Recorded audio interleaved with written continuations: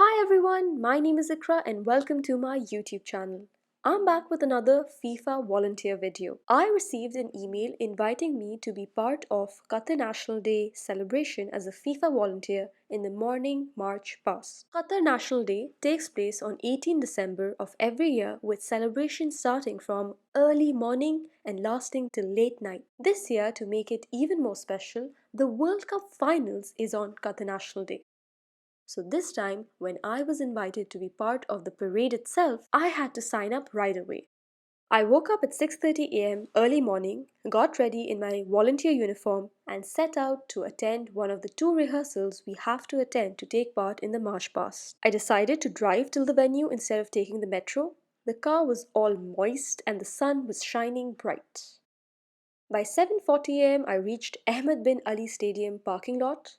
As there was no match happening this early in the morning, I pretty much had the entire parking lot to myself. The stadium looked so different than what it looks at night. I had come here a few days back to watch Croatia versus Belgium.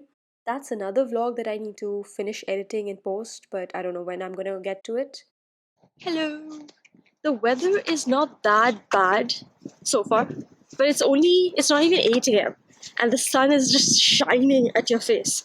And this thing is till 12, so we'll see how things progress.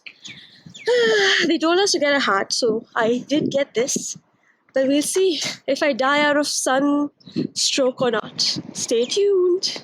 The checking area was a bit of a walk from the parking lot, but soon I could spot other folks in their volunteering uniform gather at the given location, most of them coming from the metro station. So I joined one of the potential queues and analyzed my surroundings. On my right, there were people coming out with brown paper bags with probably refreshments, while on my left, there was a huge crowd of volunteers just standing behind a barricade while we in the center were in an improper queue that just did not seem to move whatsoever. Soon, the people behind the barricade were also let in the center to create more chaos, and to top it off, the bright shining sun encouraged everyone to reach the white tent as soon as they can. By 8:21 am, thankfully, I made it to the tent where we queued up to get a colored wristband and also a refreshment bag. In the refreshment bag, we had mini pizzas, chocolate cake, Rani 100% orange juice, water, potato chips, apple, and cutlery. This is what the pizzas looked like. It was a bit cold and dry, but I was hungry, so I ate one of them and stuffed everything else in my volunteer bag for later. So each barricaded area had different colored flags, and depending on the wristband we got, we were supposed to be in that flag section. I got blue, and these were all the blue folks I was surrounded by. Soon after, we got instructions to stand behind these triangular markings and make files with one arm distance.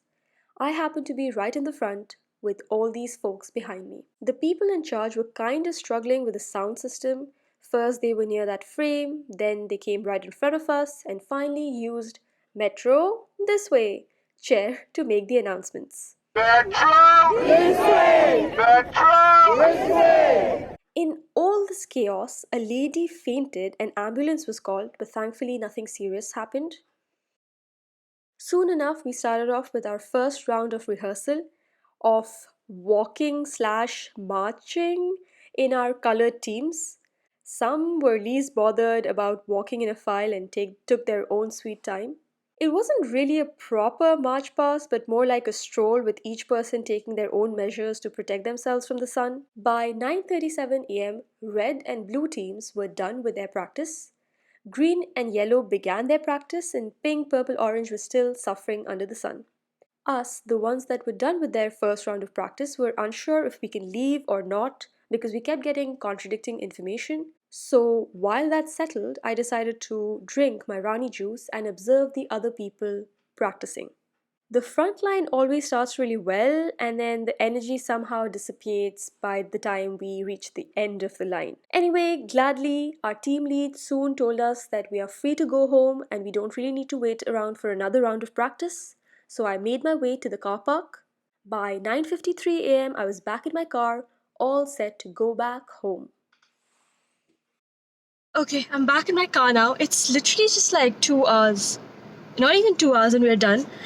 there was a lot of miscommunication, mismanagement. I've never felt like more of a goat or a sheep in an event more than this. Because they even had like compartments. They would just like push us like cattle in our own compartments, depending on which wristband color we had. The toughest part was to just keep a chill mood, because I could see some volunteers getting upset, frustrated at how poorly managed this whole thing was.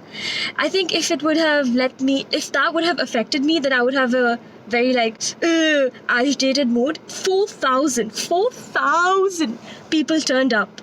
So I don't know, it's like hard to manage humans, especially if we don't have any marching experience. And then there are like people from all ages, so we can't really expect everyone to be as energetic or like as fast walking or disciplined, right? So yeah, I wouldn't say it was the best rehearsal ever. It was kind of a wastage of time, really, but at the same time, what can you expect, right? So the good part is there was wind constantly. There was no wind.